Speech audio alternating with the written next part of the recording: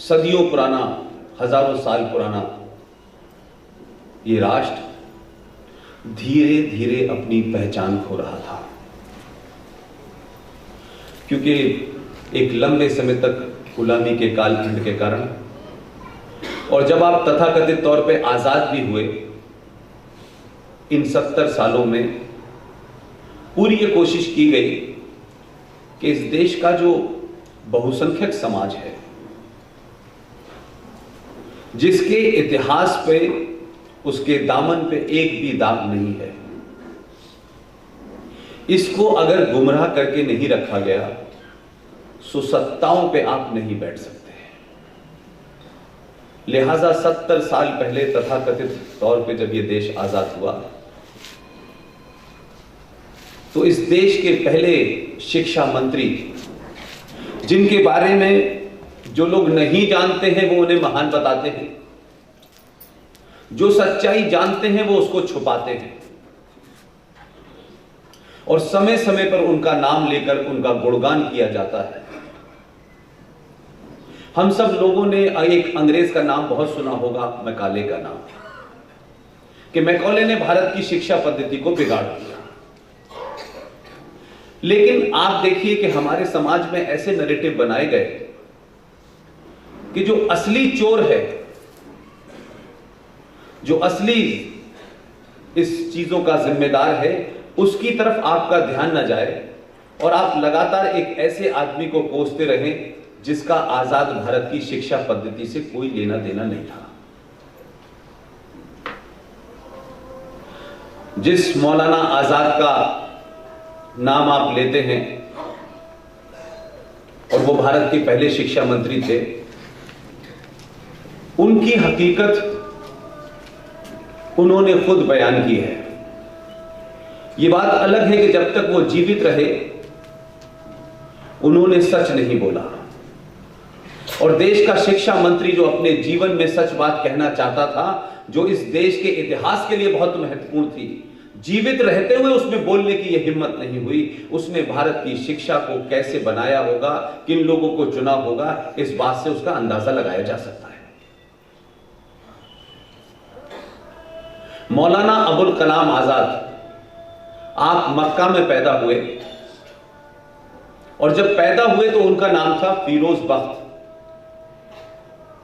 और मक्का के बाद जब उनका परिवार भारत की तरफ शिफ्ट हुआ और जब वो जवान होने लगे तो उनका नाम हो गया मुइनुद्दीन। और मुइनुद्दीन साहब जब बड़े हुए और राजनीति में आए तो उनका नाम हो गया अबुल कलाम आजाद। और जब राजनीति में एक विशेष सोच के साथ, एक खास एजेंडे के साथ मुसलमानों की सियासत करनी थी तो उनका नाम हो गया मौलाना अबुल कलाम आजाद। ऐसे नाम हमारे इतिहास में सिर्फ नटवरलाल ही रखता है।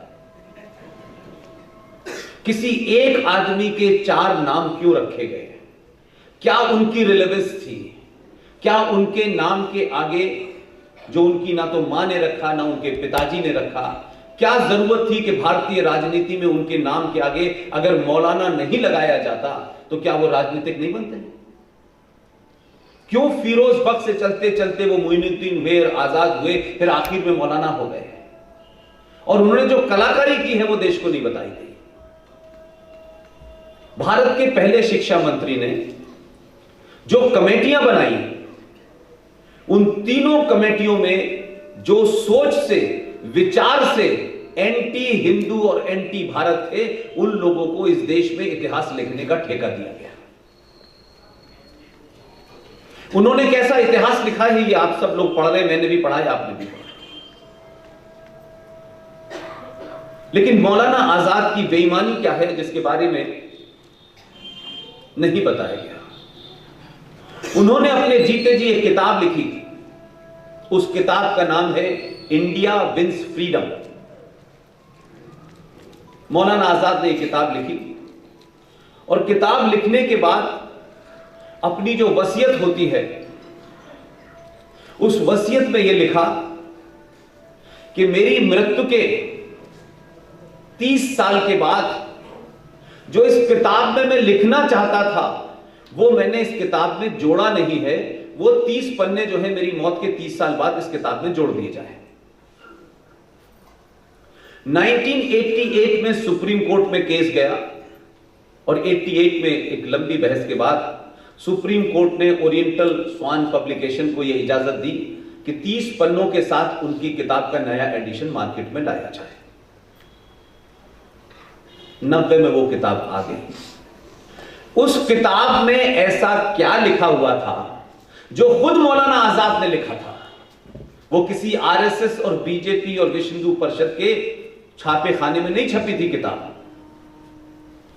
कि जैसे ही वो किताब आई रातों रात मार्केट से वो किताब गायब हो गई। ये बात अलग है कि जो गायब करने वाले थे उनकी फितरत को मैं जानता था। जिस दिन ये किताब मार्केट में आई मैंने उसी दिन खरीद ली और मेरे पास है। आप मार्केट में जाएंगे तो लोग कहेंगे आउट ऑफ ऑर्डर है। एक ऐसी किताब जिसको देश पढ़ना चाहता हो वो आउट ऑफ ऑर्डर है।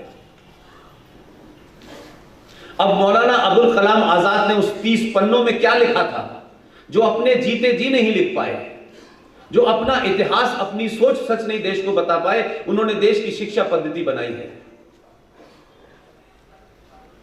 मौलाना आजाद ने उस किताब में लिखा, मैं 30 पन्ने नहीं पढ़ने वाला, मैं आपको उसकी एक बुलेट लाइन बता देता हूं। मौलाना आजाद का देहांत 1956 या 58 में हो गया था, लेकिन उनके चाहने वाले उन्होंने मौलाना आजाद को अपने सेकुलरिज्म का सिंबल की तरह इस्तेमाल किया।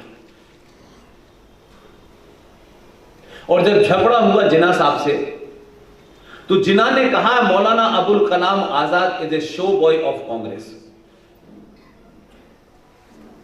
ये सिर्फ ड्राइंग रूम में सजाने के लिए एक मौलाना को रखा है, कांग्रेस पार्टी सेकुलर नहीं है। तो कांग्रेसियों ने मौलाना आजाद को अपने स्तर पे बिठाना शुरू कर दिया। लेकिन 1988 में जब किताब का ऑर्डर हुआ सुप्रीम कोर्ट से और वो किताब आई तो मौलाना आजाद का चरित्र पता चला कि ये तो जिन्ना के भी बाप थे। उस किताब में लिखते हैं कि मैंने कांग्रेस पार्टी को गलत डिफेंड किया।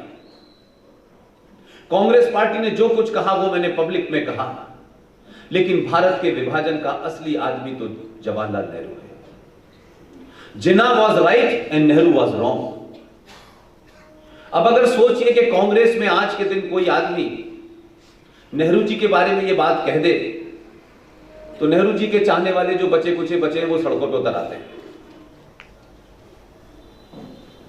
लेकिन ताज्जुब यह है कि हमारे समाज ने उसकी विचारधारा क्या है, पार्टी क्या है, ये अलग महत्वपूर्ण बात नहीं है। बात यह है कि किताब सबके लिए अवेलेबल थी तो ये फिर दूसरे लोगों ने क्यों नहीं पढ़ा, और दूसरे लोगों ने इस किताब को पढ़ करके उनके चरित्र को उजागर करने की कोशिश क्यों नहीं की। जिन्होंने उस बात को छुपाना था उन्होंने छुपा लिया, उन्होंने किताबें तक मार्केट से गायब कर दी। तो क्या इस देश में राष्ट्रवादी ताकतें पिछले 70 सालों में इतनी भी मजबूत नहीं थी कि वो एक 40 रुपए की किताब पढ़ते और उनका चरित्र पूरी दुनिया के सामने बताते? और अगर आप ये बताते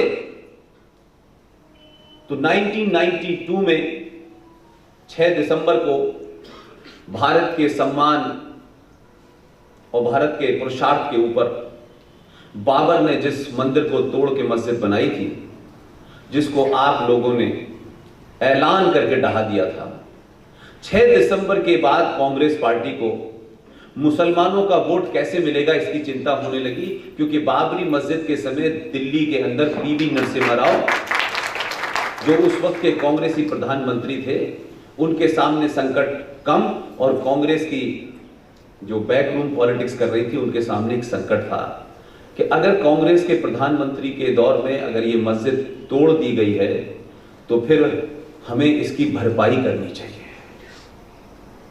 मैंने इसलिए कहा कि राष्ट्रवादी ताकतें अगर उस किताब को पढ़ती और चर्चा में लाती तो ये कदम नहीं हो पाता। फौरन तलाशा गया कि कांग्रेस पार्टी के सेकुलरिज्म चेहरे को मजबूत किया जाए, और कांग्रेस के दामन पे जो दाग लग गया है कि उसके रहते बाबरी मस्जिद टूट गई है, तो रातों रात ये फैसला हुआ कि हमारे पास एक पुराना पुतला रखा हुआ है जो 58 या 56 में मर चुका था, उसको जिंदा करो। और उसको जिंदा करा गया और देश में भारत रत्न मौलाना आजाद को दिया गया। ताकि ये मैसेज जाए कि देखिए आज भी हम मौलाना आजाद जैसे मुसलमान को मानते हैं। लेकिन ये तमाम सारे घपले घुपाले और फ्रॉड इसलिए हो सके कि उस समय की संचार क्रांति में आपका कोई योगदान नहीं था। उस समय जो इंफॉर्मेशन थी उसमें आप हिस्से ही नहीं थे। किताबें लिखने वाले खास विचारधारा के थे, इतिहास लिखने वाले भी खास विचारधारा के थे। रेडियो टेलीविजन पे स्थिति यहां तक पहुंच गई थी कि श्रीमती इंदिरा गांधी के एक सुपुत्र हैं, अब नहीं, अब तो दोनों चले गए, उनकी सुपुत्र की गर्लफ्रेंड थी एक,